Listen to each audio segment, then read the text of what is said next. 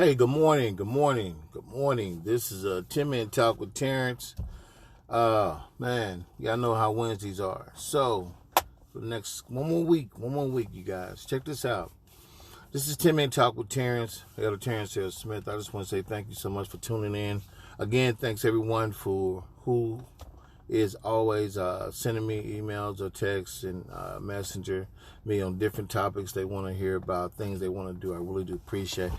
Please keep it coming. Don't ever feel like, I get tired or things are being said that I'm not listening or paying attention to, because trust me, we all in this together. We all in this fight, and we're going to fight the good fight to fight. We know the election, everything. I hope everybody stepped up and went out and voted. If you didn't, make sure you get yourself situated. And let's just start doing what we need to do, as a Christ-like people. And, don't worry about who voted for who didn't vote for this person. That's their own personal privacy. What I want to talk about today is selective listening, and why is this so problematic? And that word is a trip. Just be more attentive to people. We have to be aware of what we say, who we say, and who we say it to. We have to understand too that, we got to understand this is a serious time right now in everyone's life.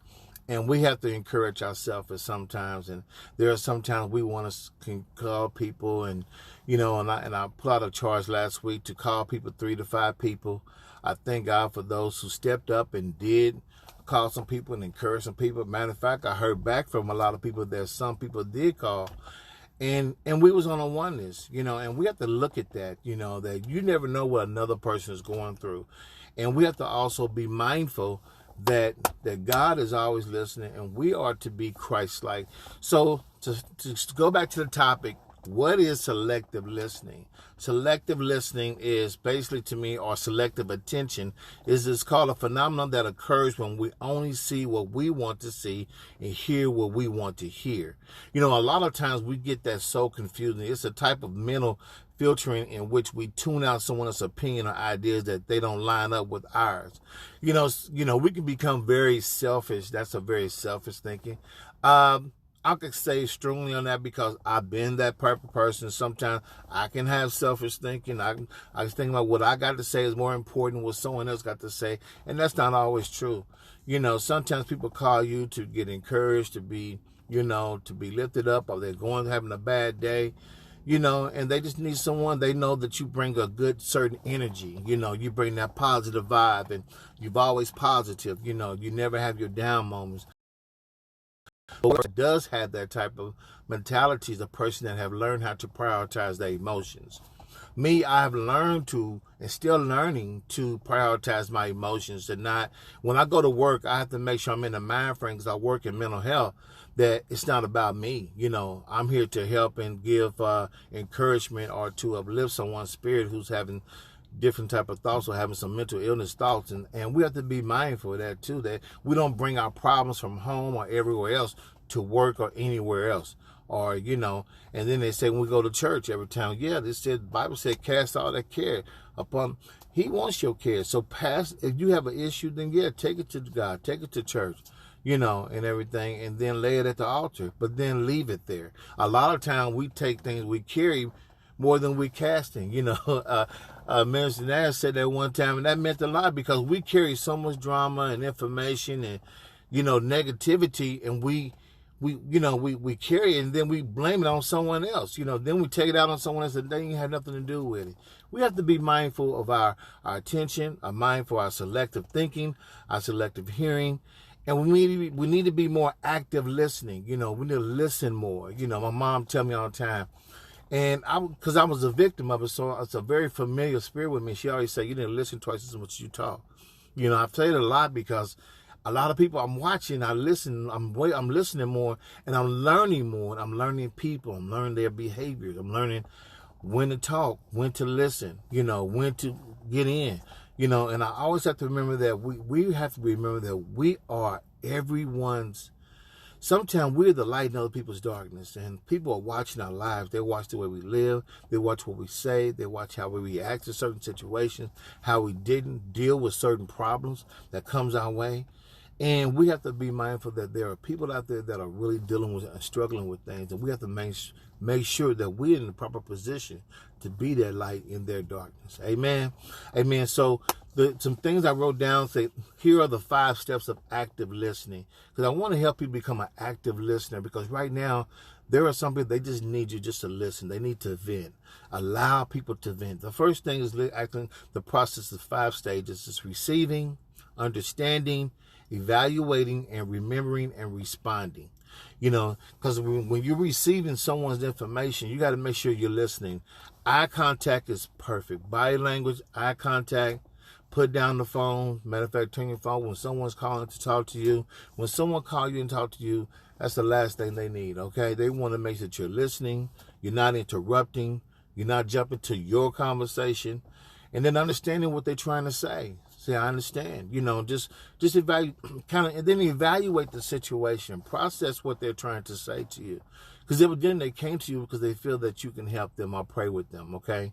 And then remembering, remembering what they're saying, remember the word that got them there, to go to the core of the situation, okay? And now you're responding. Your deliverance is basically on what they're saying, okay? Because sometimes you really listen long enough to what people have to say, they really solve their own problems. You would be surprised. People solve their own problems sometimes when you just listen to what they have to say. Active listening is very important, but some people have selective hearing. They want people to hear everything they want to say. They want to say what they want to say, but they don't want to listen to what other people have to say, and that's wrong. We have to become more active listening. We got to listen more. We got to know when to speak, when not to speak, know when to listen, and know when to follow direction and apply it to life. And I take this very seriously because me in my field and what I do, I have to listen. And I do a lot of listening. And people will tell you a lot about yourself if you listen long enough. And I'll tell you right now, just continue to stay focused on God. Be prayerful. Start your day off right with a good prayer on today. And I talk to God first before I talk to anyone. And if someone that I'm talking to and I'm trying to relate to, that's the first thing I do. I start praying and say, hold on. Because people can transfer spirits. Amen. People transfer spirits. You have to be careful. When someone comes to me and they say, hey, I want to talk about something, first thing I start doing, I say, let's go in prayer. Let's start praying real quick. Because I don't want that spirit, what you're dealing with, to come off on me. And if I want to talk to someone, if I call one of my friends, I want to talk, the first thing we're going to start off with prayer, because I don't want the spirit that I'm dealing with go on them. So we have to be mindful. We have to be very selective with our listening, with our thinking, with our prayer life, and why is this so problematic? Problematic means it's posing a problem or difficult to solve or decide. Okay, so we have to be mindful of all these things, that we're not being a problem. We're being a solution to the help that someone else might need. Amen. I want us to be aware of all these things. And please, please, please, please, please text me, email me. And there's some things I kind of want to go over on next week. But I think I want to see how the responses go on this here, because there's a lot of different ways and different levels of selective hearing, selective listening, that a lot of times we take for granted, or we really don't take the time to really dig into. Because right now, we're in a point right now where we have to really be mindful of what we say and how we say and how we do things. Communication is kind of getting divided right now, because we're thinking that we can't really see each other, we can't touch each other at the communication level. Yeah, but sometimes it ain't what you say, it's how you say it and the timing of when you say it. My mom said something to me a while back. She said, Terry, what you did, I would not have done it the way that you done it. It's like if you're talking to a friend and say, hey, man, you did something or something occurred. Now, I might not have done it like that. So you need to correct that, because how you did it's not being the right way of you communicated the situation or what you're going through or what you're dealing with. But you need to apologize and say, hey, I'm sorry, I handled it the wrong way. Forgive me. I'm sorry, and let's do better. It's all about moving forward. Amen. Amen. God bless you. I thank you. My time is up. I love you guys. Remember, selective listening, selective hearing. And remember, we have to communicate. We got to communicate and delegate. Amen. God bless you. I love you. This is 10 Minute Talk with Terence. Again, please send me a text, emails, messenger me or whatever. Because I want to hear responses. I want to hear what you say, what you think. And if there's some other topics you want to think about, let me know, because I dig into it. That's what I'm doing right now. This is my platform, and I want to use it wisely to make sure that we know that God is love. Amen. And I love you guys. Please continue to love on me. And continue praying for me as I continue to go to this physical therapy. I got to go back in right now. God bless you. Remember, okay, let's breathe. Because someone told me you didn't breathe last week. So we're going to breathe right now. Then, that was not right at all, was it? So I'm going to do it again. Man, don't that feel good? We have to learn to let go and let God. And remember, you always use as close to God as you choose to be, because it ain't how you fall, baby. It's how you get back up.